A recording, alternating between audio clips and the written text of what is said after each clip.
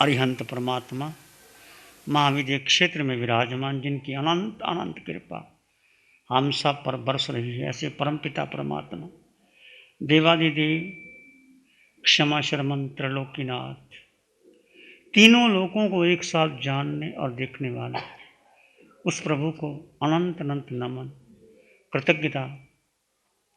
शासनपति भगवान महावीर जिनका धर्म शासन, धर्म संग, धर्म तीर्थ में हम सब धर्म का अमृत पान कर रहे हैं, उस प्रभु के अनंत ज्ञान को, अनंत दर्शन को, अनंत करुणा, अनंत मैत्री को नमन। भगवान महावीर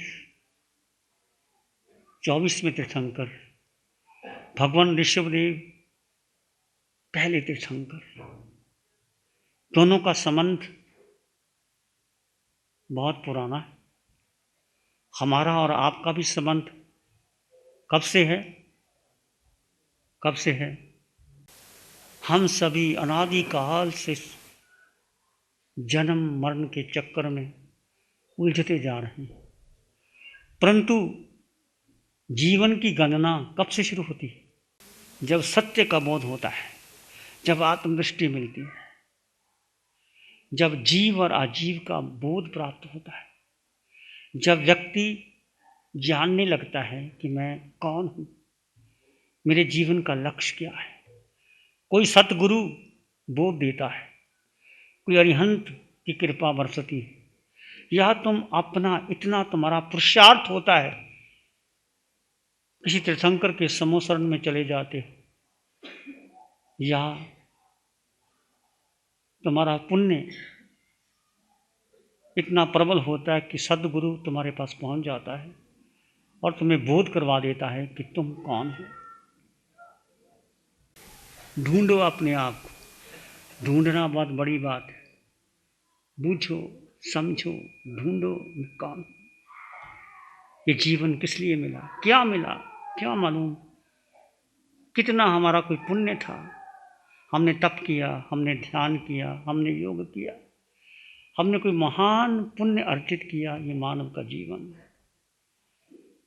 निगोद से निकल करके पृथ्वी में जन्म लिया असंख्यात बार, फिर पानी जल में गए, फिर अग्नि, फिर वायु, फिर वनस्पति, फिर 2 इंद्री, फिर 3 इंद्री, फिर 4 इंद्री, फिर 5 इंद्री,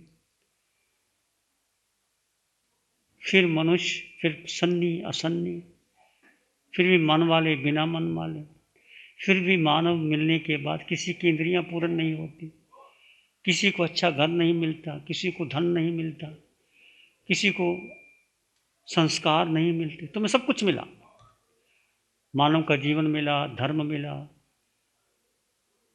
परिवार मिला, सब मिल गया और महावीर की वाणी मिल गई। फिर भी अपने को ढूंढो कि मैं हूं कौन, पता तो करो। आपसे पूछिए आप कौन हैं, आप क्या नाम देंगे? मैं उसका पिता हूं, मैं माँ हूं, मैं उस जगह का हूं। ये तुम्हारा परिचय है, ये शरीर का परिचय। इससे यात्रा शुरू नहीं होती।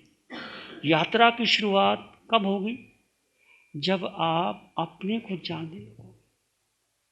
भगवान ऋषभदेव भी अनंत काल तक भ्रमण किया होगा, पर उनकी यात्रा 13 भाव के पहले भाव से शुरू होती, जब वो सार्थवा थे और सब लोगों को जंगल में, उस समय ऐसी नगरी नहीं होती थी, ऐसे सड़कें नहीं होती थी, जंगल का रास्ता होता था, और अपनी नगरी के लोगों को बुलाया कि चलो मैं व्यापार करने जा रहा हूँ, जिसने साथ आना आ जाओ। सब लोग साथ हो गए। सार्थवा था, संपत्ति थी, और बैलगाड़ी का जमाना था, और मुनिराज भी साथ हो गए। उन्होंने कहा कि चलो साथ साथ हम चलेंगे। और बरसात आई, बहुत ज़बरदस्त बरसात आई, नदी नाले रुक गए, ठहरना पड़ा, सामग्री खत्म हो गई। और संतों को पूछा ही नहीं उसने कभी हार पानी। किसी ने कहा आम दिया, उन्होंने कहा आम तो हम लेते नहीं, कच्चा होता है। फिर पूछा, वो सार्थव को ख्याल आया, ओह मुनि जी मेरे साथ आए, मैंने पूछा ही नहीं कभी हार पाने। अपनी गलती स्वीकार की। क्या किया? जब भी कोई गलती हो जाए उसको स्वीकार कर लो, प्रकट कर दो, हल्के हो जाओगे। अंतःकरण से प्रायश्चित किया हो। मुनिराज मेरे साथ आए थे, मैं इतना व्यस्त हो गया, उनसे पूछा ही नहीं। सार्थवा सीधा उन मुनियों के पास गया, क्षमा मांगी, प्रभु मुझे क्षमा कर दो, मुझे नहीं ध्यान रहा आपको आहार पानी देने का।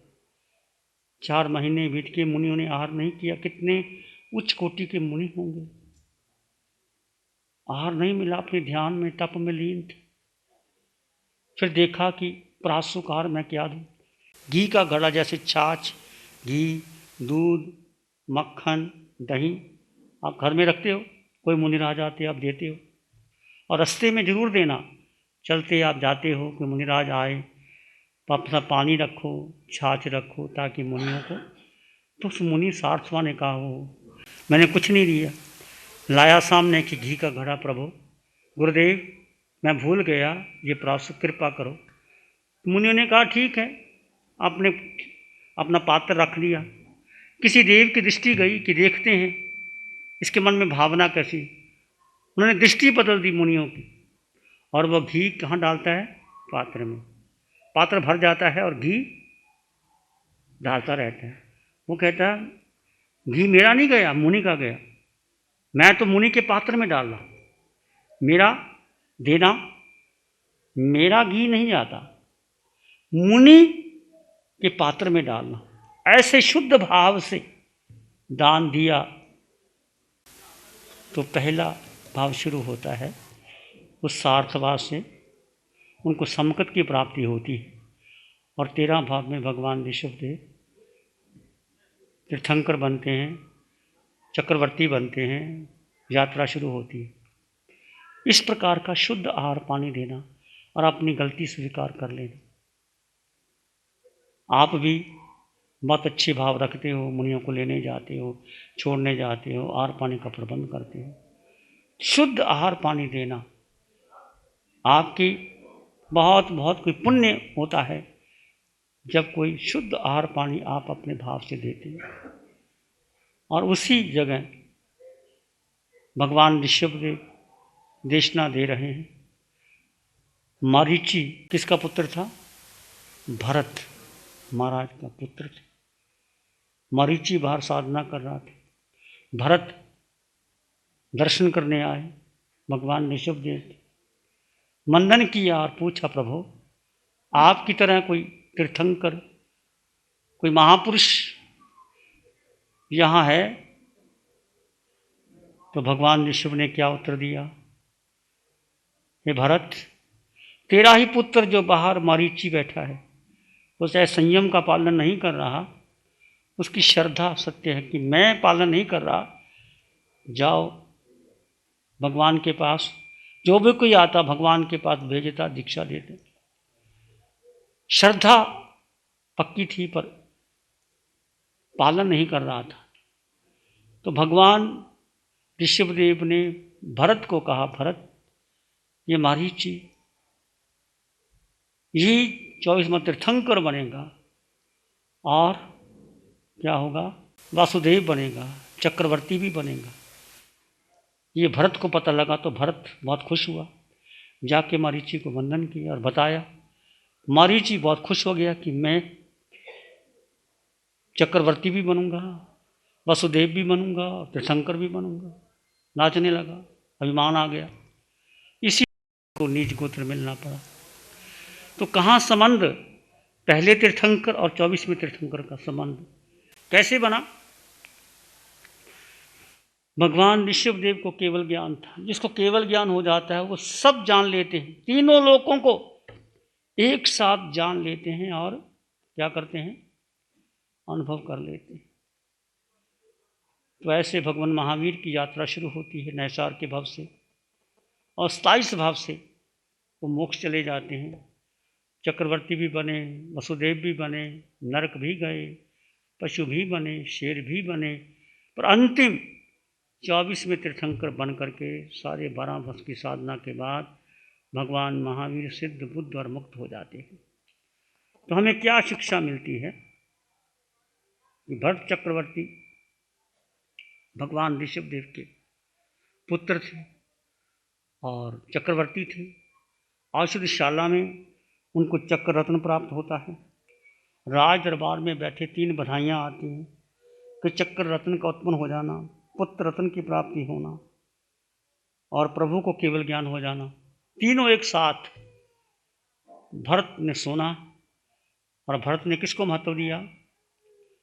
देखिए, जब कोई धर्मवान होगा, जब कोई सम्यक दृष्टि होगा, जब कोई धर्म को समझा होगा, तो उन्होंने क्या चुनाव किया? चक्र रत्न उत्पन्न होगा।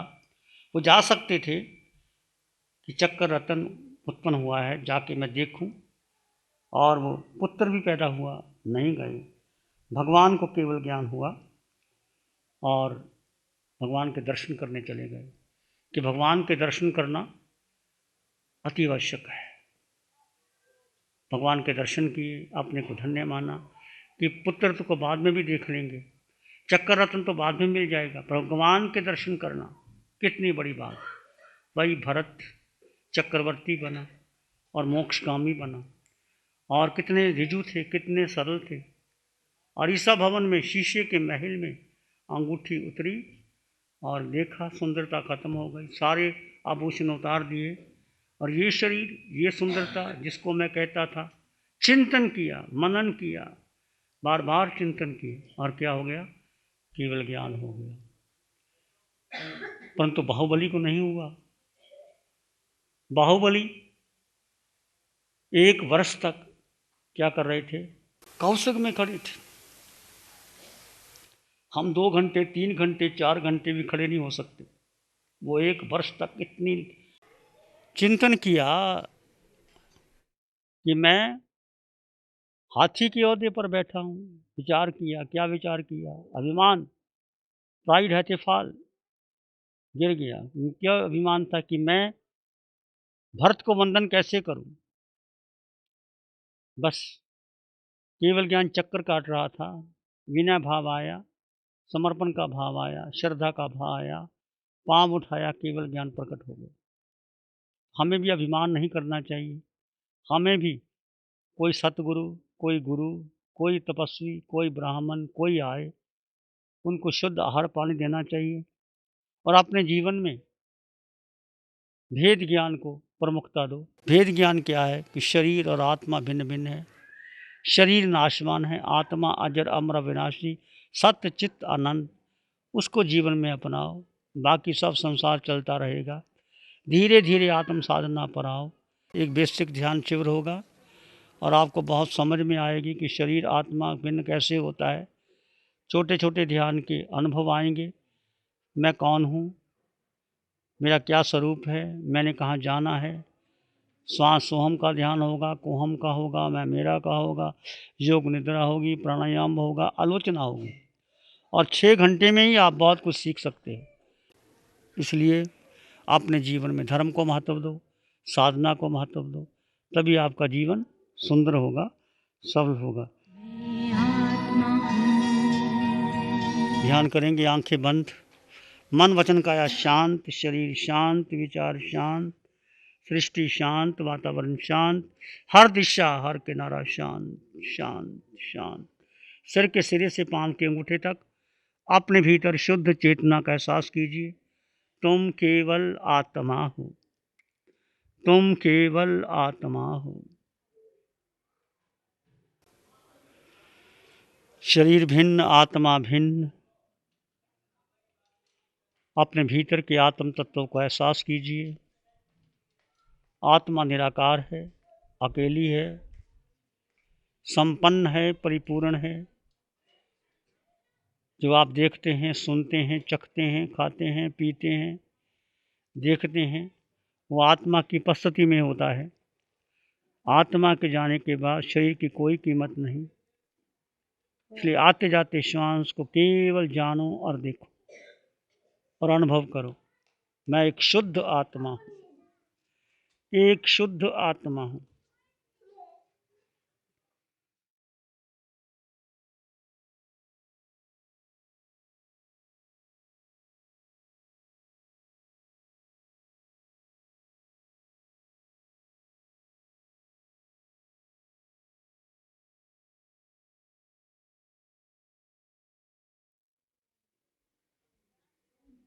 विचार आएंगे, चले जाएंगे। तुम विचार नहीं, मन नहीं, बुद्धि नहीं। केवल आत्मा दृष्टा भाव में अपने विचारों को, मन को, बुद्धि को, केवल विचारों को दृष्टा भाव से जाने और देखें। अपने भीतर की गहन शांति का अनुभव कीजिए। मैं केवल केवल केवल आत्मा हूँ।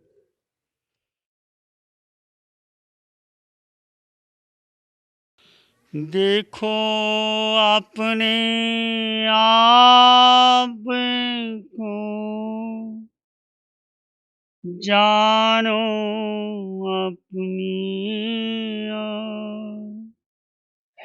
देखो अपने आप को, जानो अपनी आप। अपने को जाने बिना मिटे न भव संताप। सुख छाए इस जगत में, दुखिया रहे न कोई। शुद्ध धर्म सबको मिले, सबका मंगल होए। तेरा मंगल होए, सबका मंगल होए। जन जन मंगल हो। सबका भला हो, सबका मंगल हो, सबका शुभ हो। इसी में एक लंबा गहरा श्वास लें। अरिहंत परमात्मा के चरणों में अनंत कृतज्ञता ज्ञापित करें। एक और लंबा गहरा श्वास। अरिहंत परमात्मा के चरणों में नमन और वंदन। दोनों हाथों को आंखों पे ले जाएं। हल्का सा स्पर्श, धीरे से आंखें खोल सकते हैं। नमो अरिहंतानंग, नमो सिद्धानंग, नमो आयर्यानंग, नमो वज्झायानंग, नमो लोये सब साहुनंग, धम्म मंगल मुखिठम अहिंसा संयमो तवो, देवावित्तं नमं संति जस धम्मे श्यामनो। श्री चत्तारी मंगलम, अरहंता मंगलम, सिद्धा मंगलम, साहु मंगलम, केवली पाणत्तो धम्मो मंगलम। चत्तारी लोग उत्तमा, अरहंता लोग उत्तमा, सिद्धा लोग उत्तमा, साहु लोग उत्तमा, केवली पाणत्तो धम्मो लोग उत्तमा। चत्तारी शरणं प्रवज्जामि, अरहन्ते शरणं प्रवज्जामि, सिद्धे शरणं प्रवज्जामि, साहु शरणं प्रवज्जामि, केवली पाणत्तं धम्मं शरणं प्रवज्जामि। चार